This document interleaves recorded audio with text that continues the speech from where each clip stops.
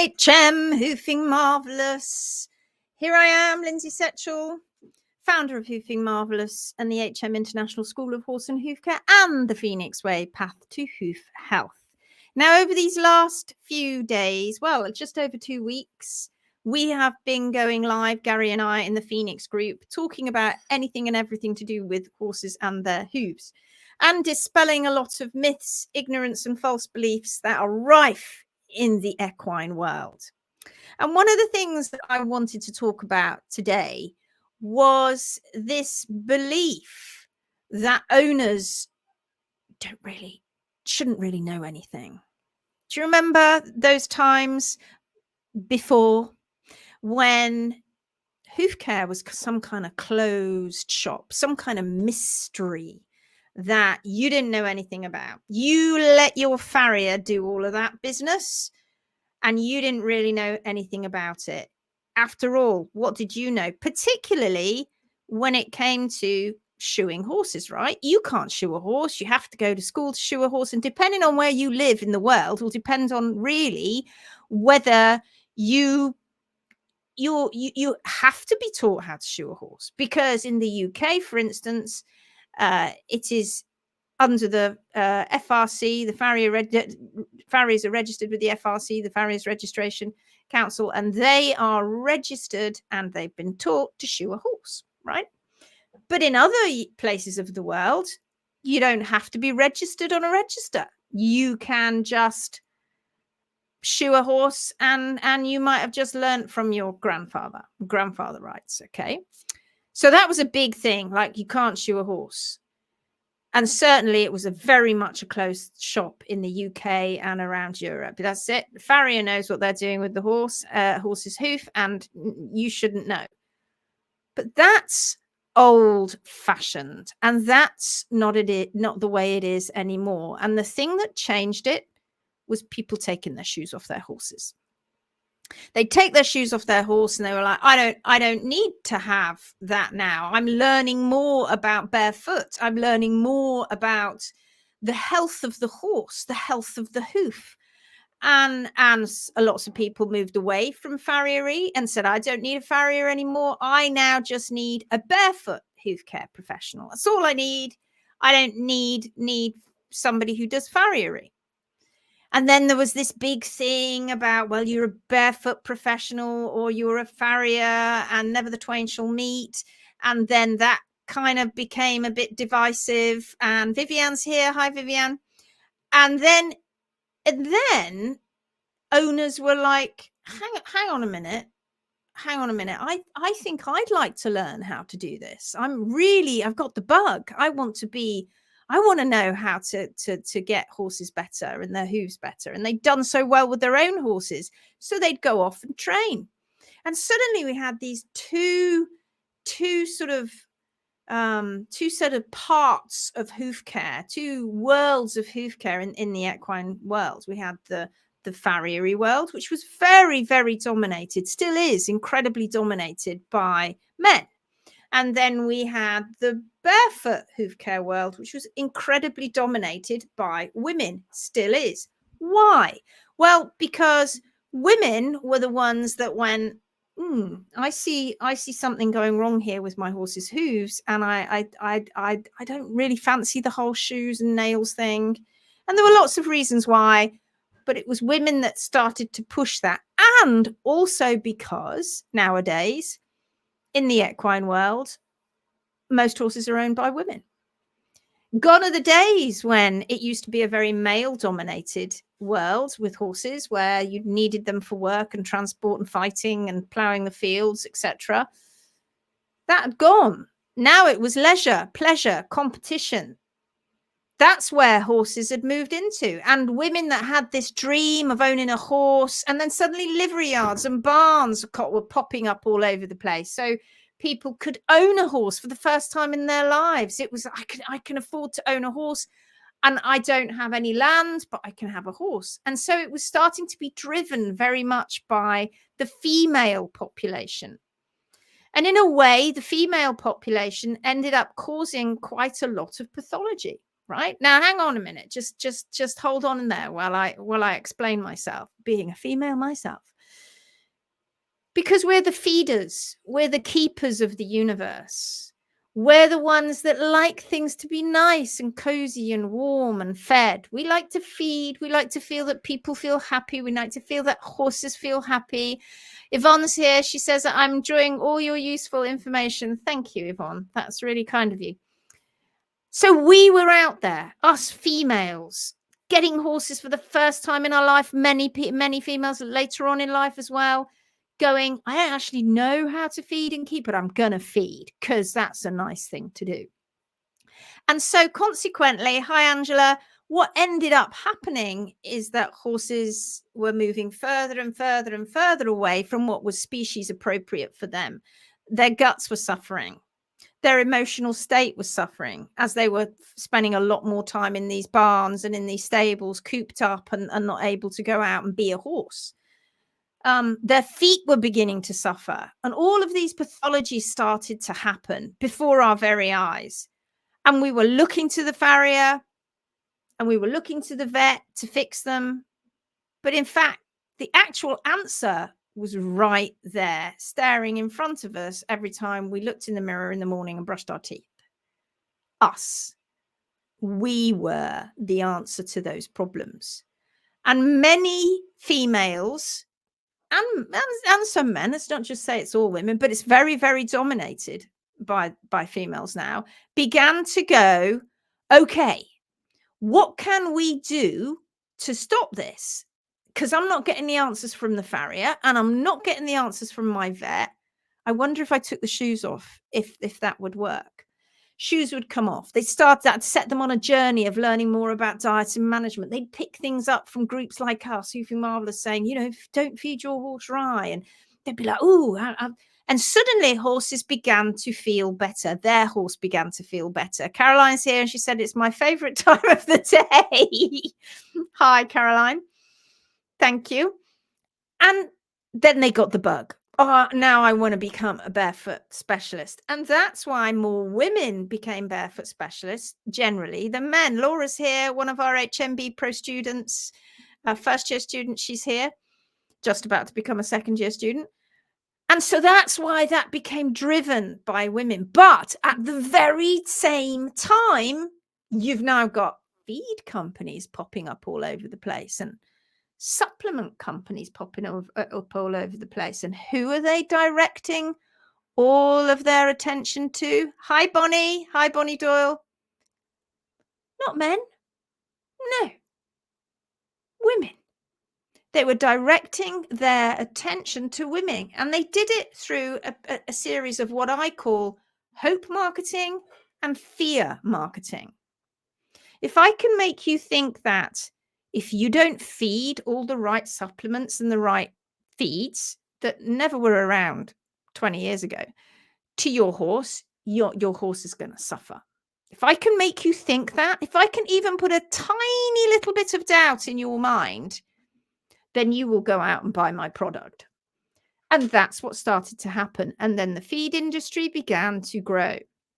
And many of these feed companies came from the dog and the cat feed industry. And a lot of the feed that we feed horses today comes from the back end of the human food industry. Anita's here. Hi from Western Canada. And so we suddenly were caught in this whirlwind, this storm of products being thrown at us and doubt and fear in our minds. And problems were starting with the feet and with their guts, and suddenly the vet was your best friend, and you didn't have lots of money anyway because it was costing you a fortune to keep your horse, and now you were having to pay to try and make it better, and you weren't getting all the answers from your farrier or your barefoot trimmer anymore, or your vet, and still all this stuff was being thrown at you, and you're like, and every day was taken up with going to the barn and mixing up all of these feeds, and before you know it, you're on drugs for PPID and Cushing's and now what they're calling type 2 laminitis. And what was laminitis? And navicular. Who knew? Navicular was like a thing. Nobody knew anybody with navicular. Now everybody's got navicular. Every horse has got heart bar shoes on. And all the time we're being told, right, you need to do this. You need to feed that. And if you don't feed it, something awful might happen to your horse. And don't listen to those people who tell you you just need to feed mixed meadow hay. They don't know what they're talking about. Of course, horses need all these mixed supplements. But what did they do 25 years ago, 30 years ago, when these companies didn't exist? Were they all dropping dead, all dying from toxicity? Or were they actually all thriving and doing quite well? How many years ago do you think horses started to put weight on and become quite overweight? That's a recent thing.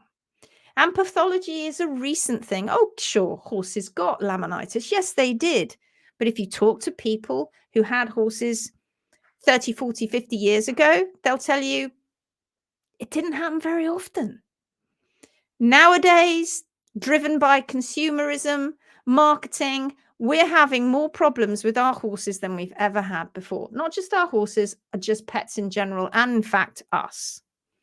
So you hope, here's the hope marketing coming. So you hope that by buying this bag feed today, not the same one as you bought last month, because you think that that didn't do its job last month. So you're getting a new bag feed this month, because that's the same bag feed that your friend's feeding down at the barn, and she swears blind by it and thinks it's perfect. So you've gone to get that bag feed.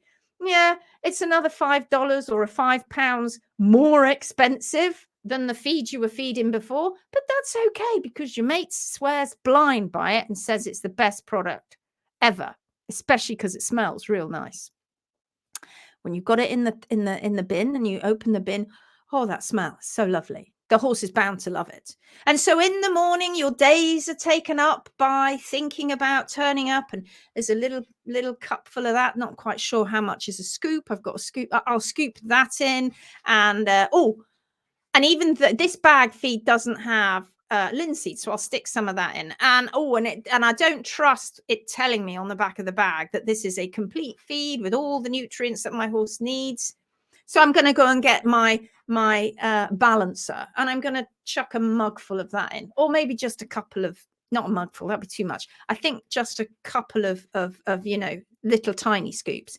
But then also I've been told that horses can't lick salt blocks, so I better go and put in some salt too. Not quite sure how much, and I've run out, so I'll just pop in and get my table salt, and I'll just whack a bit of that in, chuck that in the feed. I mean, I have no real clue what that horse needs it for, but I've been told that's what I need, and goodness me, I dare not, in case something happens. That's fear marketing. And I hope that I'm covering all bases with everything I'm putting in that feed. Meanwhile, my horse's hooves are periodically abscessing. I've got cracks. I've certainly got a little bit of white line disease. Not that I really know much about that. And there's a little bit of seedy toe, and it smells bad of thrush periodically. And he's a bit footsore, so I have to use boots a lot. And it goes on and it goes on. And the thing that HM are doing right now is stripping away that paranoia, because you don't need to be paranoid about your horses. You don't need to be rushing down and getting the next bag feed. And if you run out, God knows what you're going to do, because you've got 3 days and you can't get to the agricultural store and you've run out, or you can't afford it this month. So they'll just have to do without that bit this month. And somehow that month they got by. But when it comes to the next month, you've got more money, so you can go and buy the things that you want to get for your horse. So this month's going to be better. And in fact, this month's no better than the last month. The horse is still footsore. The horse is still having problems. And to the point where you're spending hand over fist money at the barn or the livery yard, and you can't even ride your horse anymore because he's sore and he's cranky and he's a bit bitey. And this isn't fun anymore. It used to be fun. Well, I still have a laugh with my friends down at the yard, and we still get around and we laugh. But my horse, he's not too keen anymore to be ridden. He's lame. I've spoken to the vet so many times, and yeah, I'm on my £3,000 I've spent this year. How much? Yeah, £3,000 or $3,000 I've spent, and the livery yard needs me to vaccinate every 3 months.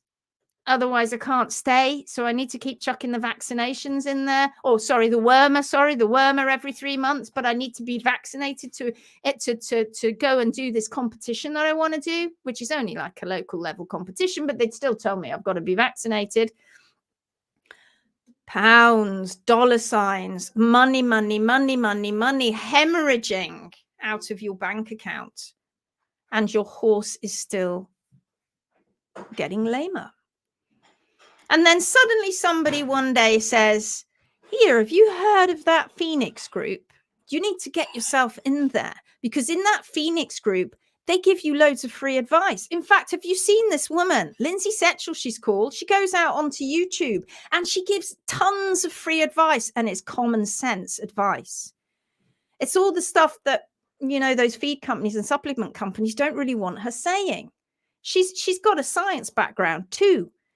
And she's also been rehabbing horses for the last 20 odd years. And she's part of other people who openly show all their results on Facebook. Have you gone and seen her? Because loads of people are getting amazing results. You need to go and find out about it. And in they come, in their droves. I don't know if you've looked recently, but we're at 3.7 thousand members. And we've only been going since the very beginning of January. And people are flooding in. Why? Because there's a complete epidemic of hoof care problems that sadly we caused, us females. Why? Because we were a little bit gullible. It's not our fault. We love our animals. We're the feeders and the keepers of the universe. We were a little bit gullible, and we've been driven down that road of hope and fear marketing. We got a bit sucked in. And the consequence of that is this specialist animal that's in our care has now got problems. So how do we fix it? We caused it. We've got to fix it. Is the farrier going to fix it? No. Is the barefoot trimmer going to fix it? No. Is the vet going to fix it? No. Who is going to fix it? You. You, the owner, OWN, own it. So you are going to fix it. If you can hear some clacking going on in the background, that's my kids making dinner, which means I got to go in a minute, because I got to go on the Phoenix group in a minute and go live. But what I want to say to you is you can stop all the problems, and you can create beautifully healthy horses. I have beautifully healthy horses that I've had healthy for years. Gary has healthy horses he's had healthy for years. My students are, if they didn't have healthy horses, their horses are getting healthier and healthier and healthier. We have healthy horses. Why? Because we've not carried on down that road of listening to this fear marketing and this hope marketing. And we are taking it upon ourselves to do something about it. I was an owner like you, but I learned how to trim. Now I can trim. The only difference between me and you right now is just I can handle tools and understand the foot better than you do. But you could understand your horse's feet too. And you could do some trimming too. You perhaps couldn't go out and do what I can do and 14 horses in a day. Of course you couldn't. But you could sort your own horse's hooves out with the right direction and the right information. It's totally and utterly possible that you can have healthy horses too. And how do you do it? You do it by learning, by watching these free videos, by coming into the Phoenix group, and by watching our free lives that Gary and I put on every night. Okay, they go on for an hour and a half, some of them, but they're free. You know, let's not complain how long they are, or let's not complain about, they're not talking about what I want to learn about tonight, because I guarantee if you go back and look in some of these videos, you'll find the stuff you're looking for. Come and take part. Ask your questions. Let's answer them. Why do we spend so long talking to you every evening? Because people want to know this stuff. They're sopping it up. We've got hoof heroes with I'm a hoof hero written across their t-shirt, coming out and going, yes, I did it. I learned how to help my horse, and you can do it too. Rebecca says, very good analysis. Paula and I have touched on this in the past. Yeah, 50 years ago, they thrived. They did. Yes, yes, yes. This information is so needed and brings much clarity, says Faith. Vaccinations and wormers also. Yes, I've spent thousands to get her guts better. Her guts are getting better now as we have laminitis. Only give meadow hay on your advice because it's fiber. Because they bank on the fact that you don't really know about biology. You don't really know the physics of biology and what's going on with those microbes. How many people, put your hand up, they're feeding biotin right now? How many people feed biotin as a supplement because you've been told it's good for your horse's coat and it's definitely good for their hooves? Who's doing that? Did you know that in a healthy gut, the microbes make the B12 complex, of which biotin is one of them? They make plenty of that. Your horse doesn't need it. How many people are going out and feeding those horses that are out in the Great Basin or on the Eurasian steppe biotin? Oi, chaps, come over here. Let me give you some biotin. They don't need that because their microbes in their healthy gut produce it. The supplement companies don't want you to know that. They don't want you to get informed. They don't want you to know how to keep your horse healthy because then you're not going to spend money with them. Then you're not going to need to spend money with the vets. Then you're not going to need to spend money with your hoof care professional because you've done it all. Now, for those of you who go, yeah, but I don't really want to do it and I can't do it, that's good. But guess what? You now know when your hoof care professional comes and tries to pull the wool over your eyes and say, now this is now you do, you go, ha, ha, ha, but I know. You don't chop those toes off because I've seen it. I don't want osteonecrosis of P3. Thank you very much. No way, no, sir. I don't want caudal hoof failure. I don't want abscesses. I don't want hoof cracks. I don't want seedy toe. I don't want white line disease. I don't want rotation of P3. I'm more informed. How do you do it? Get in the Phoenix group. Watch these free lessons. And then if you want to take it further and you really want to know and you want to do it, get on the 15-day challenge, followed by the 10-day challenge. And in 25 days, your life will have changed. In fact, before that, during that time, but in 25 days, you'll never be the same again. Go and listen to what the people are saying in the Phoenix group. Oh my God, I wish I'd known this stuff years ago. Sarah says, I only worm after a worm count. Most of the time, they don't need it. No. And I'll tell you something else that perhaps you don't know, is that worm counts, that count, that level, who do you think decided on that? Maybe that's something we could touch on later on, or maybe that will be a question that I give you at the end of the live, because at the end of the lives, I try and give questions, don't I? Anne says, and me, no vaccinations or worming, test for tapeworm and poo test usually clear. So we're becoming aware, aren't we? We are waking up suddenly. Oh, we were all like, oh, I've got a horse and oh my God, it's all crazy. And I need a farrier and I need a vet and I need my jodhpurs and I need this and I need the bit and the bridle and everything. And then I go, oh, I don't actually need necessarily all of those things. Maybe some of them, but not all of them. And then gradually those little chinks, those cracks in the door begin to open up. There's like daylight out there. You've been a little bit in the dark. And then the daylight starts to come through and it kind of blinds you a bit. And you're like, oh, God, that's a bit bright. And some people go, put their shades on and just disappear and turn the other way. Other people go, do you know something? I'm going to make it a bit wider. That I want to go through and look. I want to stick my head through and have a look. Oh my God, look out here. There's healthy horses and they're not shod and they're running around doing all kinds of things. And isn't that beautiful to see? They're so healthy and happy. I need to get through a bit further. Let me climb out. And before you know it, you kind of been reborn, just like the phoenix, that reborn out of the ashes because suddenly you found out a load of stuff that was kept secret to you before. Not anymore. Out you pop, out into this big wide world out here, seeing all this incredible stuff. So come into the Phoenix group.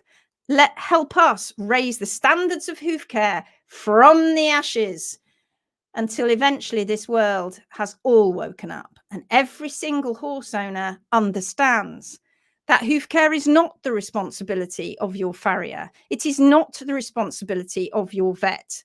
Diet is not the responsibility of your farrier or your nutritionist or your vet. Management is not the responsibility of your livery yard owner or your barn owner. It is all your responsibility. That is your specialist animal, the one you love, the one that you are going to make better, because the one that you made bad, you're going to make it better, and you're going to stand up for your horse, and we're going to help you do it. Come to the Phoenix group, 8 o'clock UK time, mid-afternoon America, North America, morning in New Zealand and Australia, and Google it wherever else you are in the world. And we'll see you there, Gary and I, at 8 o'clock UK time, 9 o'clock my time, because I'm in France, every single night. And I'm on day 19 now, and I've pushed myself to do this for you. Day 19, 19 days I've been at this. I'll see you there. I'll see you there later. Bonnie says, I would like to hear more about vaccinations and wormers. Why not? Let's chat about it. Maybe tonight. Okay. We'll see you later on. See you in the Phoenix group. Don't miss it every single night. Learn how to keep your horse healthy and sound the Phoenix way. We'll see you then. Bye-bye.